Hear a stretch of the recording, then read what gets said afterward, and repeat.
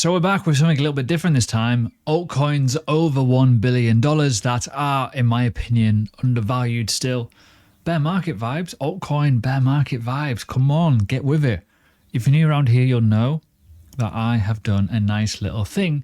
And I will show you on the screen a little playlist for undervalued assets that you can buy.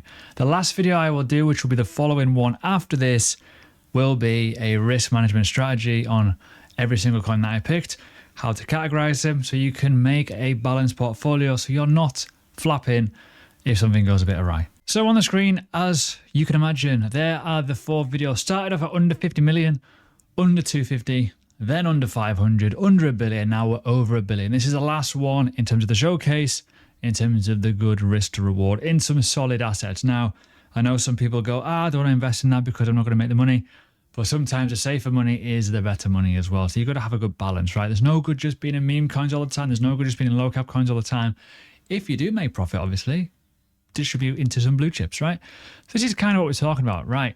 So the first one, and the most obvious one on this list, in my opinion, not financial advice, any of this could all go belly up. So if it goes wrong, well, watch the next video in terms of risk management before you start chucking things at me, right?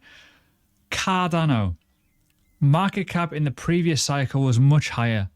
There's still roughly a 9 to 10x on this, which is ridiculous, right? You all know it. Some people love it. Some people hate it. Let me know in the comments if you want me to do a price prediction on Cardano for the future in terms of using Fibonacci. Yes, it's subjective. Yes, it's a prediction. Yes, it's just using lines.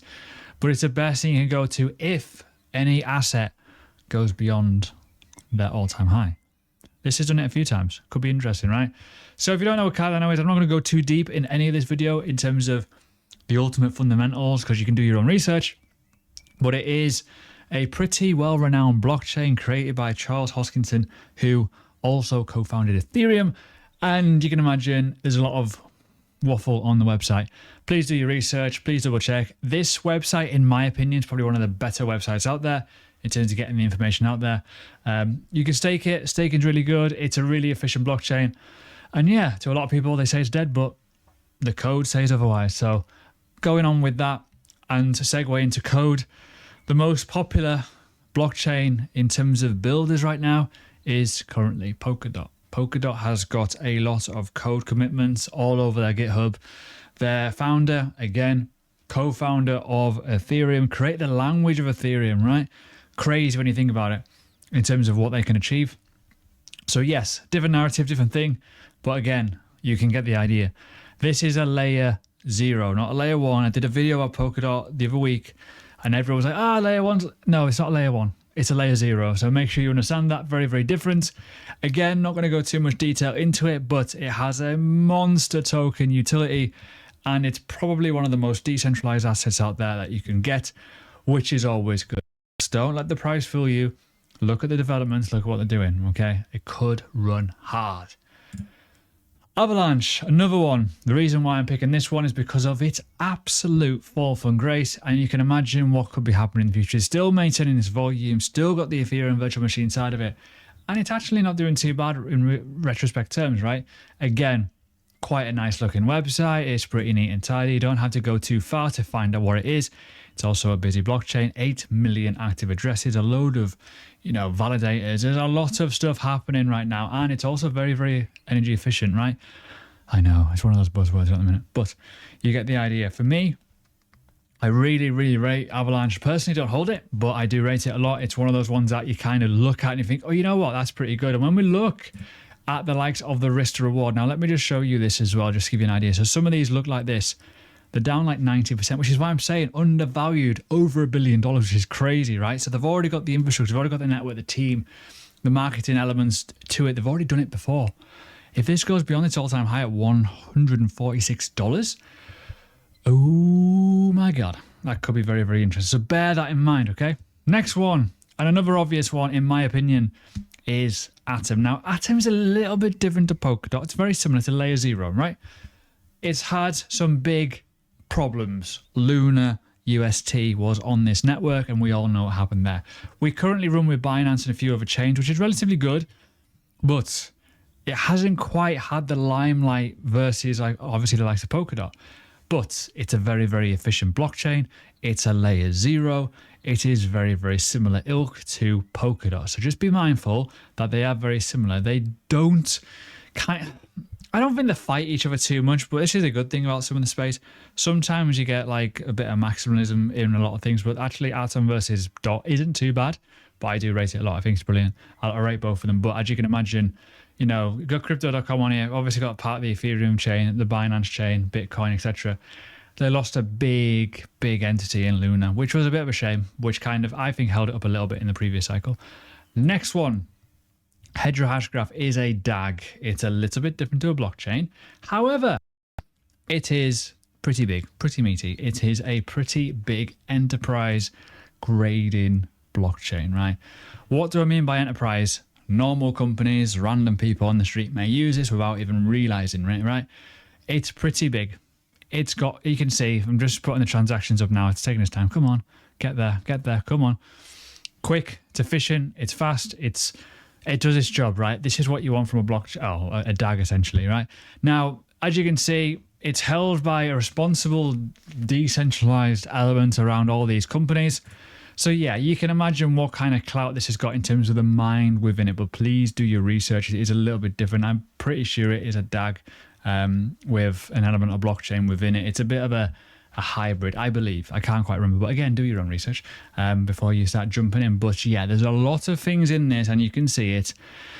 Yeah, dedicated videos, you'll probably find them somewhere, but you can imagine how crazy it is. But you can see the carbon commitment here, huge, absolute huge in terms of what they're aiming to achieve. So it's always a green light for the people that like to hug trees. Next one, Aptos, relatively new, been around not that long in terms of token elements, but it has been been bubbling away for a while. If you know about this, so obviously they've did a massive fundraise, 200 million in the seed round by venture capitalists. So big warning here, venture capitalists are all over this one. So you may find there might be a lot of token emissions in terms of leakage and slippage or tokens getting thrown out all over the place. So just be careful you're buying at the wrong time. Again, it's a blockchain. It's a relatively good one as well, in my opinion. Their website, I could probably argue, not the best in the world. But in terms of fundamental kind of element around it, yeah, it could be very, very interesting. So it's definitely worth looking at. But right now, currently, yeah, it's all right. You know, in terms of market cap, it's okay. But it may well do bits in the future.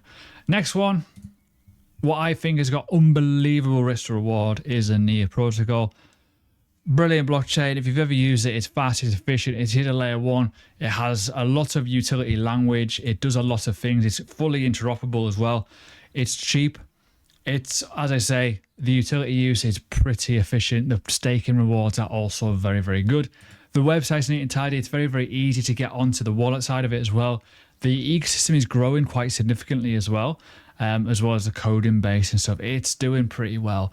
This got affected pretty massively in the FTX element because of a lot of VCs that got caught up in that. We're also investing in this, so this is why it dumped pretty significantly. So don't worry too much about it, but they've got a lot of fundage, a lot of money. They have Ethereum bridges, they have Ethereum language as well within it. It works pretty damn well. I like it a lot.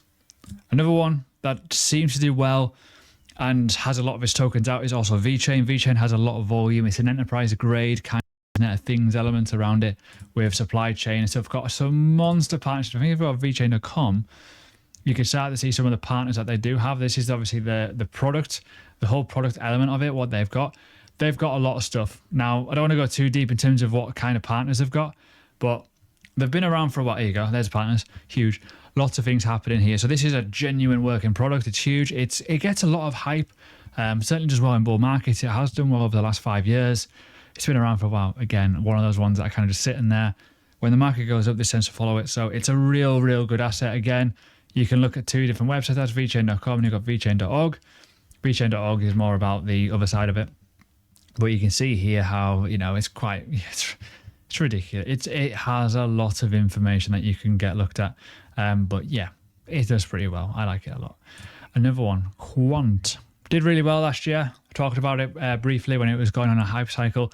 This has got a lot of interest and added interest due to the financial world, central bank digital currencies, all that kind of goody stuff. It is one of those ones where do you get into bed with it with that? But enterprises, financial institutions, obviously some different partners and obviously developments. So this can do a lot. As I say, I don't want to go too deep on them, but as you can imagine, interoperability, adaptable, it's got a lot of programming elements to it. It's obviously resilient. Security elements as well, huge, obviously easy use. You want that for anything. But the reality is the futures of the world of finance is going through, I think, kind of one of those situations where do we trust banks? Do we not trust banks? Do we trust crypto? Do we trust gold? Do we do this, that, and the other? So yeah, this is going to be one that's going to be put right into the limelight, especially with these. Personally, I hate the idea of these. I hope whatever happens, whatever comes out is okay. But Quant could be at the lime head of it, the spearhead of it, the absolute fork of the knife, essentially. So we've got to be somewhat careful of that. But there we go. That is all of the tokens that I want to talk about today. There's 9 of them, I believe, I think. Quite a lot. But ultimately, do your research, have a little look. But these are kind of staring you in the face in terms of risk to reward. They've got a lot of good elements to them. Some of them are a little bit newer than others. Some of them are more established than others. Some of them have been around for quite a while. Some of them have got more supply out. So it's huge. But the next video I will do based on this series will be about risk management, going through each one I picked, categorizing it and telling you roughly what you should be doing so you don't cock up. If you like my stuff, leave a like. Feel free to subscribe if you like my content too. I will be live tomorrow and Wednesday for CPI on my Twitch. There's a link below.